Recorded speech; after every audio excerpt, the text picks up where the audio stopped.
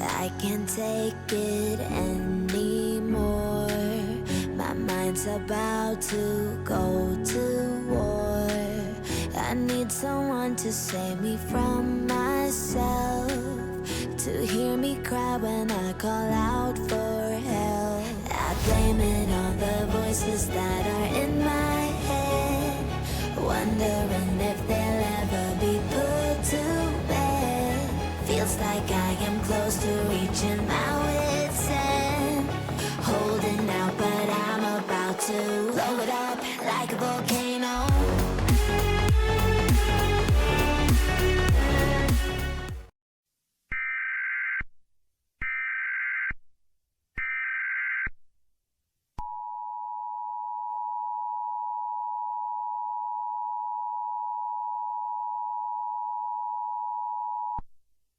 The following message is transmitted at the request of the Rhode Island State Police. An unknown color green was reported in Providence. It is unknown whether this water is poisonous or not.